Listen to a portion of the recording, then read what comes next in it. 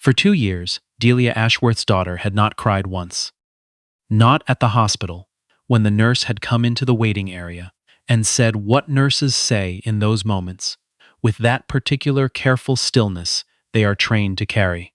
Not at the funeral, held on a cold October Saturday at a church in the East End, where the pews were full and someone had brought Samuel's students, 23 teenagers, who stood at the back in their school uniforms and looked too young to be there. Not when they packed up Samuel's studio in the spare room, the canvases stacked against the wall, the brushes arranged by size, in the ceramic jar he had bought at a market in Kensington years ago, the half-finished landscape of Georgian Bay that would remain half-finished forever. Not when Avery brought the jar of brushes to the car and placed it, with both hands and very carefully, in the back seat. Not once. She was 16 now. She had been 14 when her father died.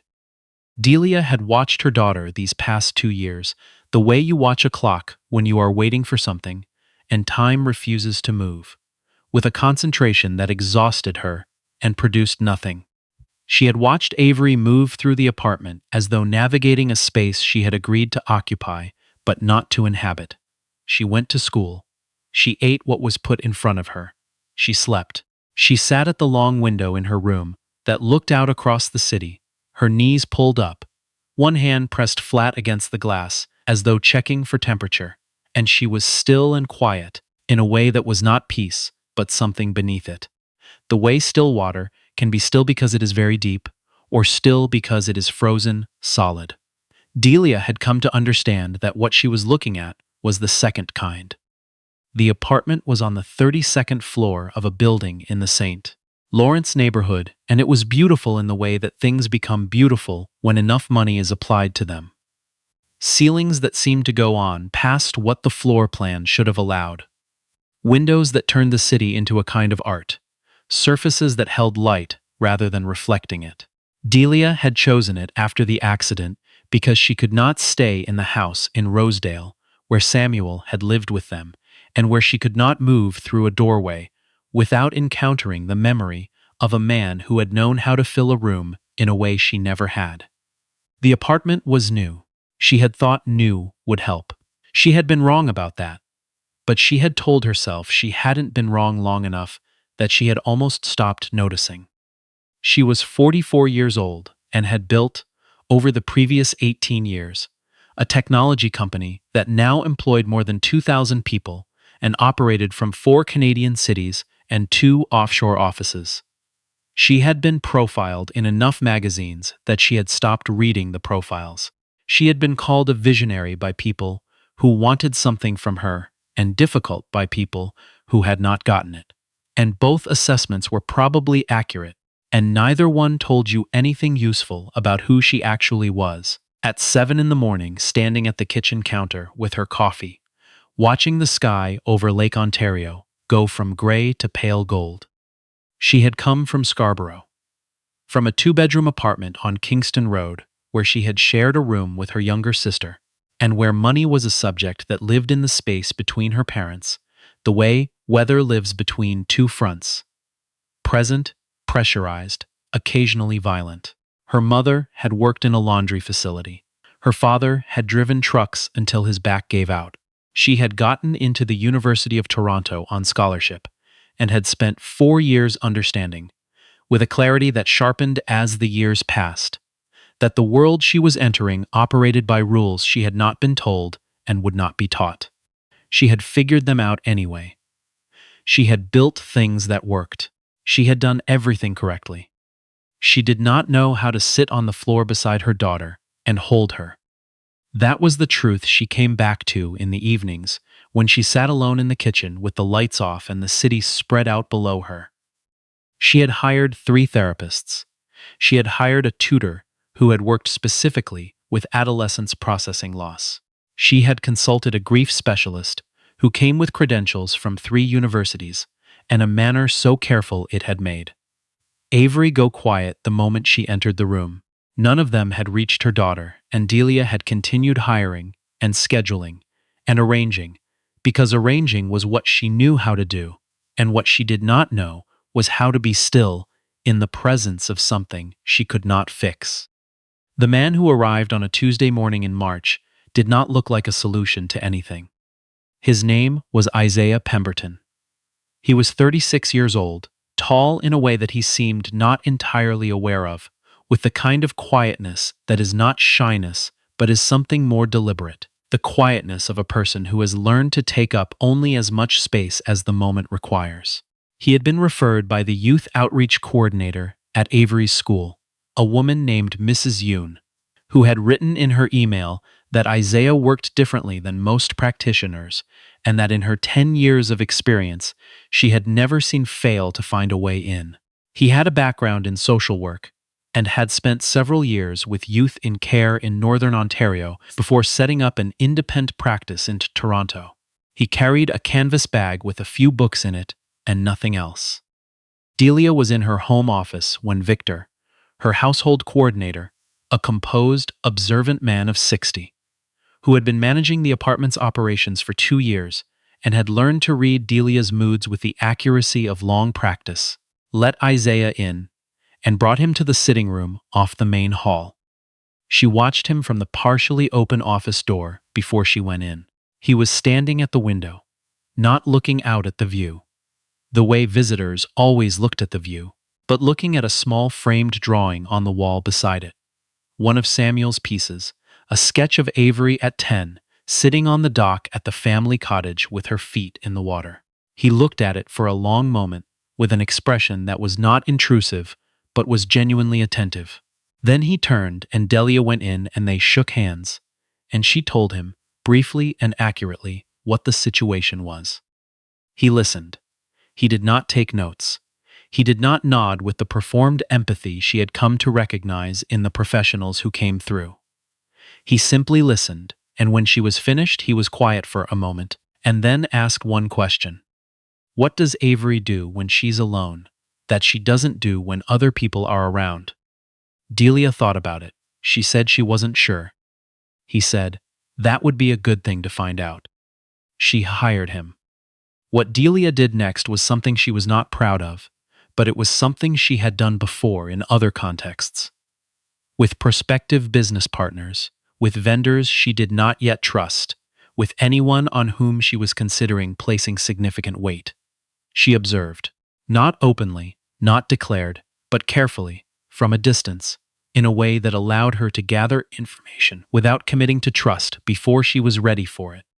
She borrowed an access card from the building's management company, an easy thing when you own the apartment outright and have a long-standing relationship with the building's developer. And she told Victor she would be moving through the apartment on certain mornings in a professional capacity rather than as the occupant. Victor looked at her for a long moment in the way. Victor sometimes looked at her when he understood the situation better than she did, and had decided not to say so. She put on a plain navy jacket over her clothes and kept her phone in her pocket, and told herself she was doing due diligence. She was afraid. That was the more accurate thing to say, though she would not say it for several weeks. Isaiah worked the way still water works, not by force, but by patience. He did not arrange formal sessions with Avery. He did not set up in the therapy room Delia had converted from one of the spare bedrooms, with its carefully calibrated lighting and its shelf of sensory objects recommended by the grief specialist. He asked Victor where Avery tended to be in the mornings. And Victor told him, and he went there, and he was simply present in the vicinity without requiring anything of her. On the first morning, he arrived with a book, a large, beautiful volume about the landscape painters of the Group of Seven. And he sat in the reading nook off the main hall and opened it on his lap, and when Avery drifted through on her way to the kitchen, he did not look up. He turned a page. He was quiet. She passed through and came back 15 minutes later and passed through again. He was still there. She stopped briefly near the end of the hall and looked at the book from a distance that was still safe, and then continued to her room. On the second morning, he brought a second book and left it on the low table near the window where Avery sat. He said nothing about it. When Avery arrived and saw it, she looked at it from the side, Peripheral, the way people look at things they want, but don't want to admit wanting. She did not pick it up, but she stayed in the room 20 minutes longer than usual. Delia watched all of this from the hallway, far enough back to be outside Avery's sightline, and she felt something she could not immediately name. It was not relief. It was something quieter and more complicated. The sensation of watching someone do a thing you had not known could be done, in a way you had not understood was available. That evening, passing the kitchen, she heard Isaiah finishing up with Victor about the following week's schedule, and their conversation drifted from logistics into something more ordinary. Victor mentioning that the building's heating had been unreliable all winter, Isaiah saying he'd had the same problem in his building near Danforth, both of them landing on the absurdity of Toronto winters in a way that made the kitchen briefly sound like a different kind of place, lighter, used. Delia stood in the hallway and thought, he makes rooms feel inhabited. She began to find reasons to be in his vicinity. She told herself it was supervision. She offered him coffee on a Wednesday morning, in her capacity as the building management liaison, and he accepted, and they talked briefly about nothing in particular. The cold snap forecast for the weekend, whether the community garden on the ground level would survive it. And when he left, she stood in the kitchen with the feeling of having been caught at something. Though he had said nothing that should have made her feel that way. Victor observed all of this with the precision of a man who had been watching people for a long time. He did not comment.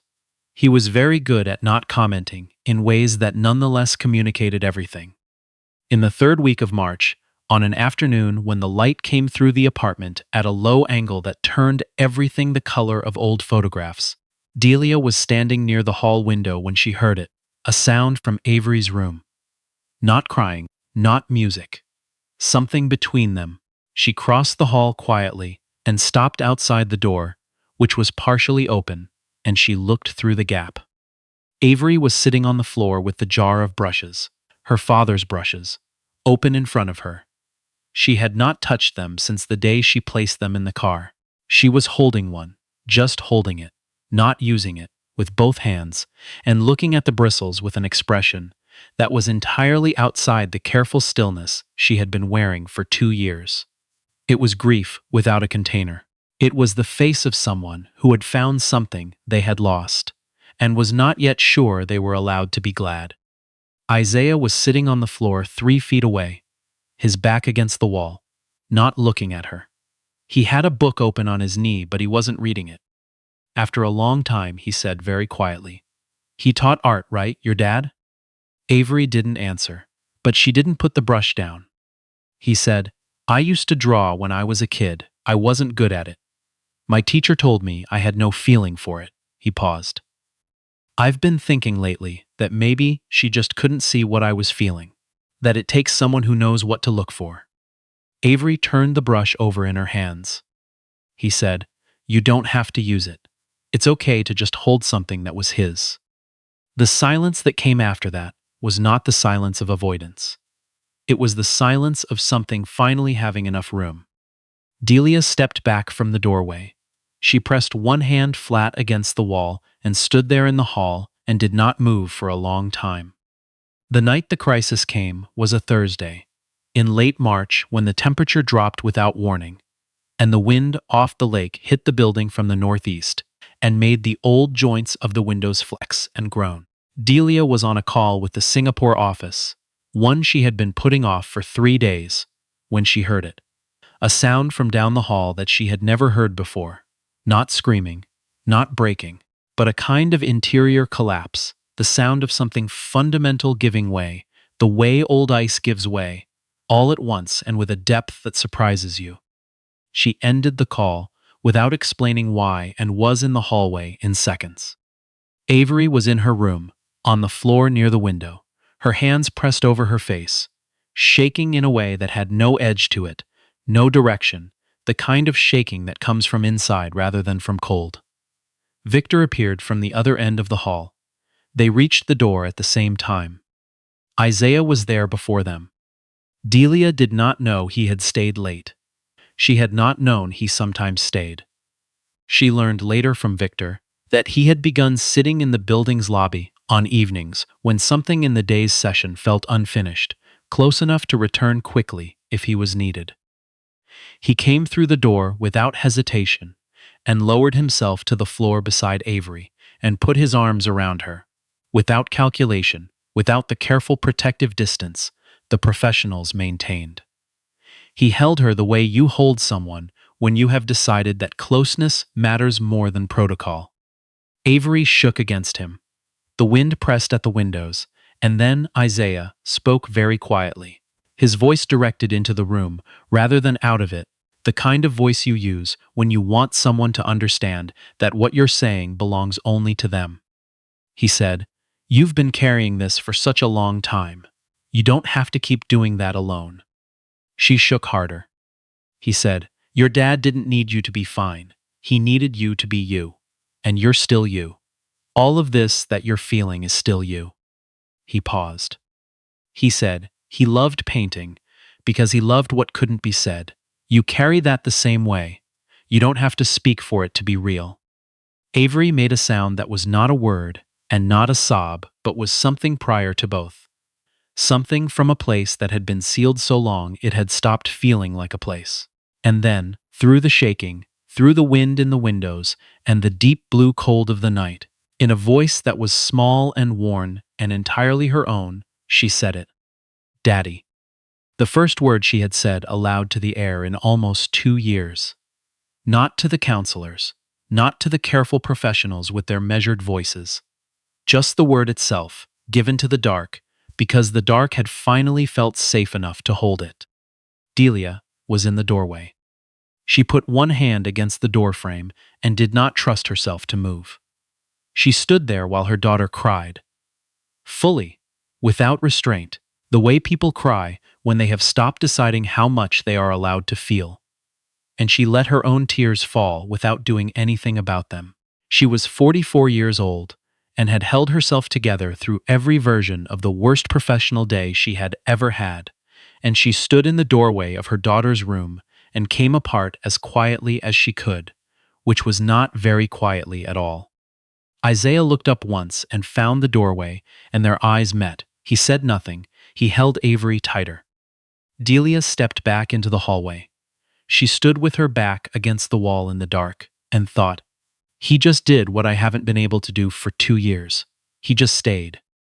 And then, in the same breath, the thought she had been avoiding arrived fully formed. "He doesn't know who I am." The following days were the most present. Delia had been in the apartment since they had moved in. She was there in the mornings. She was at the table when Avery came for breakfast, and she did not immediately open her laptop or reach for her phone. She asked what Avery wanted. She poured the coffee herself. These were small things that she told herself were small things, and that were not small things at all. Avery began to paint again, not every day, not on any schedule. But Victor reported finding her in the studio room, where Samuel's things had been carefully stored, sitting in front of a canvas with the brushes arranged the way her father had taught her to arrange them. She started things and stopped and covered them and started again. But she was in the room with the brushes and the canvas and the particular quality of afternoon light that came through the north-facing window, and she was choosing to be there.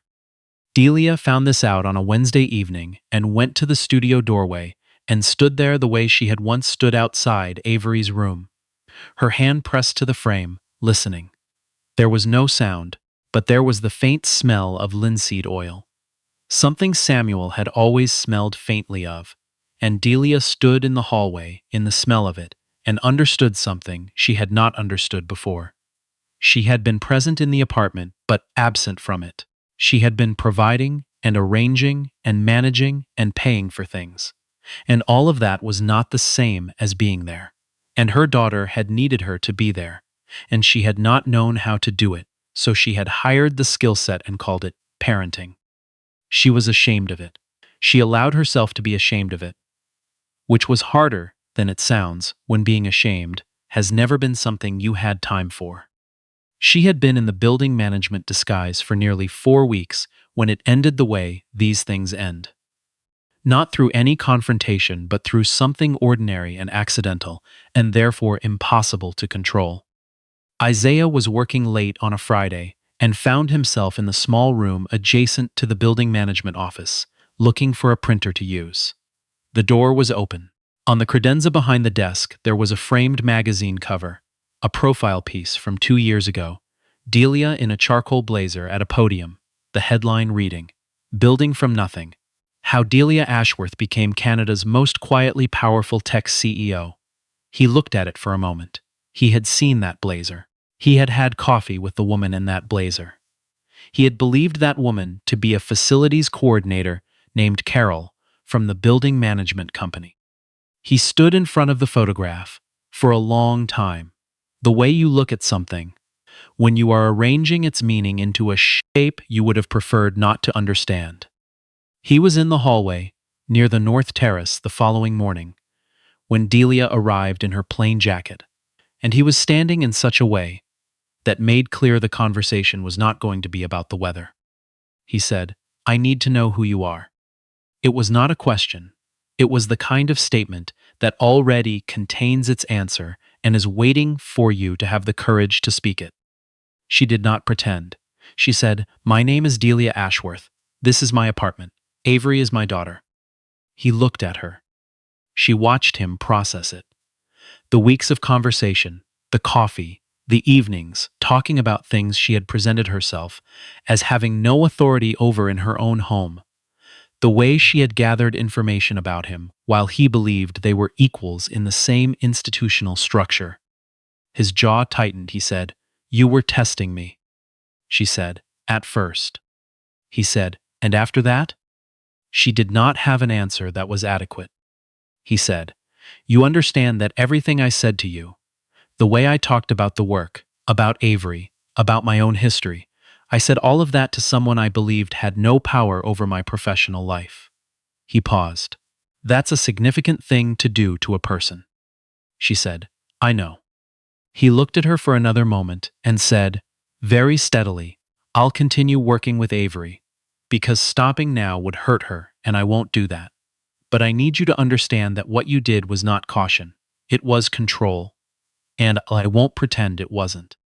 He walked past her down the hall. She stood there after he was gone, and did not try to construct a counter-argument, which was unusual for her, because the argument he had made was correct, and she knew it was correct, and there was nothing to build on top of something correct. She sat with it for 3 days. She went back through the weeks in the apartment and looked at them clearly. The borrowed access card, the manufactured persona, the strategic proximity, the intelligence gathered without disclosure, and she saw it for what it was. She had not trusted Isaiah, because trusting anyone had become something her body rejected as dangerous. After Samuel died, she had sealed the parts of herself that could be surprised, and had called that self-protection, and had not noticed that she had also sealed the parts that could be held. She had hired people to be present, because being present herself was something she no longer knew how to do safely. Isaiah had named this without knowing the full history of it, and it had landed so precisely that she was still feeling it 3 days later. She went to him on a Tuesday evening, not in the building management jacket, but in her own clothes, and she knocked on the studio door where he was finishing up for the day. She apologized. She did not build a case around the apology, or surround it with explanations. She said she had been afraid, and that fear had made her dishonest, and that he had deserved to know who she was from the first conversation, and that she was sorry. He listened to this with the full attention he gave everything. Not guarded, but not rushing to absolve her either. Then he said, "Can I tell you something?" She said yes. He said, "The reason I stayed in that lobby on Thursday nights, it wasn't protocol. I don't do that for every family." He paused. "I stayed because the apartment felt like somewhere something was trying to come back. I wanted to be close enough if it did." She was quiet. He said, "The girl you were watching me with, where was her mother?" The question landed somewhere below her sternum and stayed there. She said, "She was afraid she would make it worse." He said, She was making it worse by not being there. I know, Delia said. He looked at her, not with pity, not with patience, performed for professional effect. With the genuine attention of someone who has decided to tell you the truth because they believe you can hold it. He said, Okay. She understood it to mean, we are not finished with this, but we are continuing. He told her about his own history that evening, not as a story he was performing for her benefit, but as context, offered plainly. He had grown up in Timmins, the third of 5 kids, his mother working 2 jobs, his father intermittently present. He had watched a close friend go through a breakdown at 17 that nobody in their community had the language or the resources to address. And he had felt the particular helplessness of standing close to someone who is drowning and not knowing what to do with your hands. He had gone into social work because of that. He had spent years in the North with youth who had been written off, not by malice, usually, but by the quieter violence of under-resourcing and low expectations. Delia listened without moving, she thought. He brought all of that into this apartment and used it for my daughter, every single day. She said, You're extraordinary at what you do. He said, I just pay attention. She said, You'd be surprised how rare that is. He looked at her with something that shifted the quality of the room. Not a smile exactly, but the precursor to one. He said, I'm starting to think your world has a very low bar. She laughed. It surprised her. It seemed to surprise him too. Something in the apartment changed after that. Delia stopped disappearing into her office during the hours when Avery was home. She began sitting at the kitchen table in the evenings. Not hovering, not supervising, just present at the same table, doing the same ordinary things. She and Avery did not talk much at first, but they were in the same room at the same time in a way that was chosen rather than accidental. And this was more than they had managed in 2 years. One evening, Avery said, without looking up from her sketchbook, Isaiah says you grew up in Scarborough. Delia said, Morningside and Kingston Road. Avery turned a page. Dad used to say you were the strongest person he knew. Delia was quiet for a moment, then she said, He was more than strong. He was warm. I'm still trying to learn how to do what he could do. Avery looked up then, briefly, directly, and in her eyes there was something that had not been there in 2 years. Not happiness, not yet, but the shape of it. The way a room looks the moment before someone turns the light on. In the autumn, Delia convened the board of her company's philanthropic division and proposed redirecting a significant portion of its annual allocation toward community mental health resources. Not for schools in affluent postal codes with well-funded counseling departments. For Scarborough, for Northern Ontario, for the communities she had known firsthand where the need was visible and the response had always been inadequate. She had spent weeks visiting 2 underfunded youth crisis centers in the city. Places where the waiting lists ran to months, where the staff were doing extraordinary work with resources so limited it constituted a kind of ongoing emergency. She came back from each visit with a particular combination of anguish and purpose she had learned to recognize as the feeling of knowing what to do next. When she told Avery about it, her daughter put down the brush she was holding. She was working on something large now, a canvas that took up most of the studio wall, and looked at her mother with an expression that was quiet and full. She said, Dad always said the kids in those schools were the ones who deserved more. Delia said, I know. They sat with that for a moment, the weight of it settling between them into something they could both carry going forward instead of set down and walked away from. Then Avery turned back to the canvas and said, Can I help with the foundation, I mean? I could do something with the art programs. Delia looked at her daughter, really looked at her, the way she had not let herself look, because looking meant feeling, and feeling had been too large for the life she had arranged for herself. She said, I was going to ask you the same thing. Isaiah came on a Saturday in November to see the studio. Avery had finished the large canvas and wanted him to see it. Delia stood in the doorway while he looked at it, A wide, layered painting in blues and ambers, something that read as landscape but was also interior. The way good art is always both. 3 figures in a kitchen, one at the counter with a coffee cup, one at the table with a book, one in the doorway holding a plant. No faces. Just the quality of the light and the quality of the presence, the sense of people who had chosen to be in the same place. He stood in front of it for a long time. Then he said, "Your dad taught you well." Avery said, "We both did, I think." He glanced at Delia, and she held his look and did not look away, and the room held between them the particular warmth of something true. The proposal was not planned. This is worth saying because Delia was a woman who planned everything, who architected outcomes as a professional practice and a personal habit. She had not planned this. It was an evening in February, the coldest month, the one that takes the longest to end. She and Isaiah were in the small courtyard garden at the back of the building, a space the 3 of them had spent 2 Saturdays rehabilitating, planting things in raised beds that the property management had long since stopped maintaining. And the cold was soft rather than sharp, and the frost on the planters caught the building's light in a way that looked deliberate. They had been talking about nothing in particular. The Foundation's first grant cycle, a book Avery had recommended to both of them independently, whether to add another section of herbs in the spring, and somewhere in the middle of all of this, in the warmth of a perfectly ordinary evening, something in Delia became certain, in the way that the most important things become certain. Not with fanfare, but with the quiet finality of something settling into place. She stopped talking mid-sentence. He noticed and looked at her. She reached into the pocket of her jacket. She had been carrying the ring for 3 weeks, not knowing exactly when, only knowing that the moment would announce itself clearly when it arrived.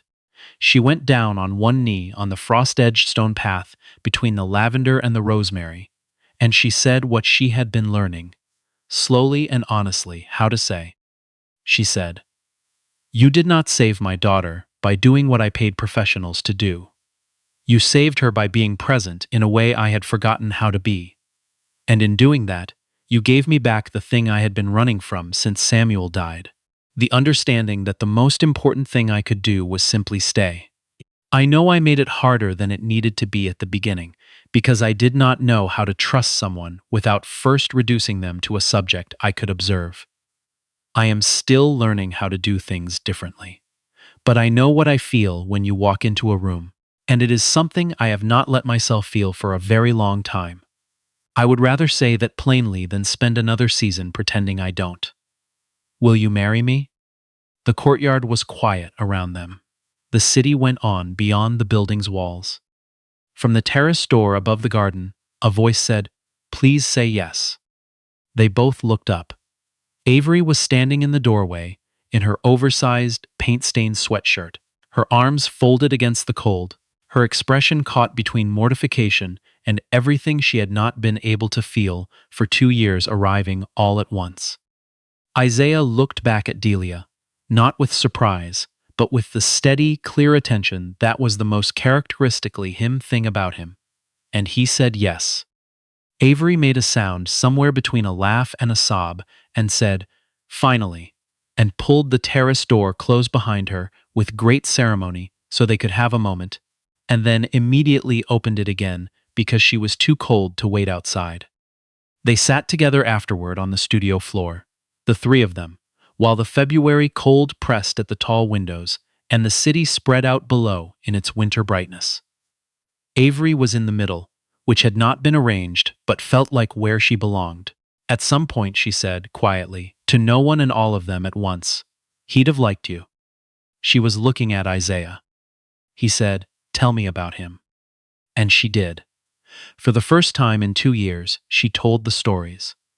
The ones about the paint on his shirts that never fully washed out, the ones about the way he sang in the kitchen on Sunday mornings, the ones about the summer at the cottage, when he had tried to teach her plein air painting, and they had both laughed too hard to hold the brushes still.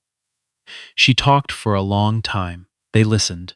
The studio held all of it, the laughter, the grief, the the particular rightness of stories, told in the right room to the right people at the exact moment when telling becomes possible. Outside, the city went on being itself, cold and enormous, and full of people carrying things that couldn't be seen. Inside, the light was warm. The painting on the wall held all three of them in it.